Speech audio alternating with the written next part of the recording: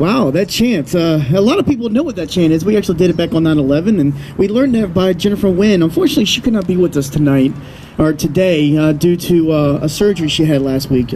So we wish her a very comforting, recovery, and hope that she gets better very, very soon. So Jennifer Wynn, if you're watching this on live Facebook, it's a huge shout out for you. Please get well soon, and we'll see you in September. We do have another guest, another good friend of mine that I've only known for about 2 years now, and also part of the Family First Act, but Kathleen Arthur. I met this woman, in D.C. at my very first Nancy Schaefer rally this time last year. And, her support that she's been giving me, I can't thank her enough. She's been there, and I've been there for her, for the entire movement. And we look forward to working, to end this all together. So again, Kathleen Arthur, thank you. Hi, guys. Thanks, everybody, for being here. I have some good news, and I have some bad news. I'll start with the good news. Okay, everything that Nancy Schaefer more or less has said about the corruption within the Children's Services is true. There has been a presumed immunity for social workers that doctors and nurses do not enjoy. There was a presumed whatever crime was done while they were working was not at all and ever to be considered a criminal offense and to be charged as a crime. So, January 3rd this year, a brand new federal level court case has ruled otherwise, and they have actually documented this and published it. It's court case number 15-55563. And in this ruling, this is the very first federal court case that has gotten to this level. Prior to this particular court case, no issue of this has come. This particular case took 16 years and $10 million to get to the federal ruling level. And sure, it took this family 16 years and $10 million to get their right to lie case to the federal government. But it's there now. And the judges ruled several things that are very important to us right now. First of all, they ruled that the social workers never had the constitutional right to lie and to plant evidence in order to take your child. It was never allowed. It was not hearsay and okay, a little bit. You cannot lie a little bit. So they can't do that anymore, and that's a federal level ruling. And there's a lot of all of a sudden arrests because of this. There's a lot of DAs out there who know what the heck's going on and they don't like it, but there's absolutely nothing they can do about it because they were presumed untriable because of the right to lie that they had or was presumed to have, and also because of they had an immunity from that. So good news is that the trial has said, not only is it not there, but it has never been there, which means that they committed a crime, and they called it a malicious crime. The social worker involved in this particular case was never arrested. Now, why is that? There has been a ruled criminal activity occur, not just with this case, but this is a nationwide issue occurring in every state of the nation, where when social workers lie and they plant evidence to take your children, it is a form of kidnapping, and they've been able to get away with it because there's no way to prosecute them.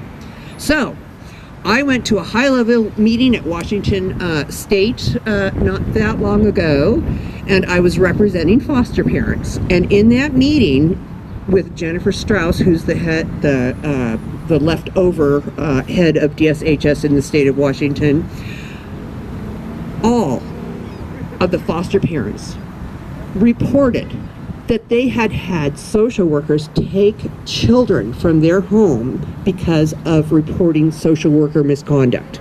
So when there is misconduct going on and you're a foster parent, you have zero ability to report it. And all of them reported that in retaliation, that their foster children have been taken or threatened to be taken. And since not only was this a public meeting, but also there was representatives, witnesses there, I had great backup as to what was going on during that meeting, so I went to the Attorney General's office. And I reported this. They wrote back. Apparently, not only our Attorney General, but all Attorney Generals only represent the state agencies and the elected appointed officials. Thank you for your concern about foster children, but we don't do that. We represent the social workers. We don't represent the parents, the citizens, the foster parents, anyone like that. So who is in charge of arresting these people who have done a crime? The police can't because they work for the city. Same deal goes with most sheriffs, although occasionally you can get a sheriff to actually arrest somebody, but they work for the corporation of the entity that has hired them. So when it comes to actually knowing that a bureaucracy member under the guise of working for our government has committed a crime, there's no agency to arrest them. So we're kind of stuck in between a rock and a hard place, and that's the bad news. Good news is it has been clearly established that by the federal court, first time ever, it is on recorded. It's number 15-55563. Look it up. It's horrible, but there's actually a documented and printed ruling on this now that says that it was a crime. It was a malicious crime, and it's not a crime starting now. It was always a crime. So the national behavior of being able to plant evidence in order to take your child away from you and have absolute immunity is over. So that's my message today, and you know, we need to start pushing, and we need to start getting justice for these folks. We need many of the federal level folks aren't even aware of this federal ruling, but we need to get it out there. It needs to get into the entire United States area. No more immunity, no more sanctity for lying and planting evidence. This must end. And then just one little quick thing about the our Family First Act, which, for those of you who are following it, has gone from Senate to House to Senate to House. So now it's back in the House. We still have to work on the one thing, which is taking the AFTA out. We cannot pay people bonuses to take people's children. It's going to end up bad, no matter how you look at it. Whoever thought of this silly thing, Hillary Clinton, it's not working. It is not. It breeds corruption, and it is causing bad behavior, and we need to do it differently. There's a lot of other ways we could do that, but it's still apparently I did not see any language that took it out yet. So we need to be very sure of that before we go forward with that bill, and that's part of the process that we'll be doing soon. Go ahead. It's in the 9th Federal District Court, which is the western. I'm from the state of Washington, so it would cover Alaska, Washington, California, Nevada, and Texas. But federal precedent was set with this case, and Oregon. Federal precedent was set with this case. This is a brand new precedent case that can be cited in all federal districts. So no more lying and stealing and getting away from it. No more immunity. Everybody has to be accountable for their actions. Hello. Go ahead.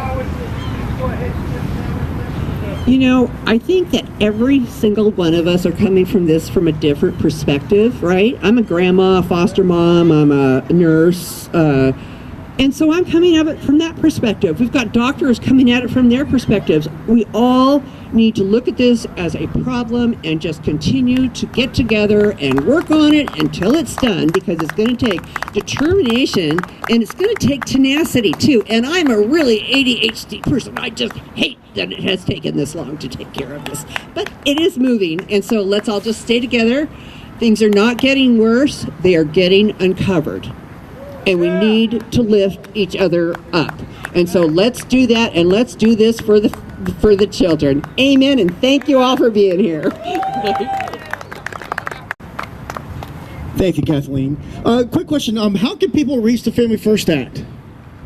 All right, just put Family First Act 2017. Come say it in the mic so people can hear you. Because I know that people out there on social media and those who are going to be watching this later are going to want to know. Sure. Okay. So the most current version of the Family First Act is called the Family First and Preservation Services Act of 2017.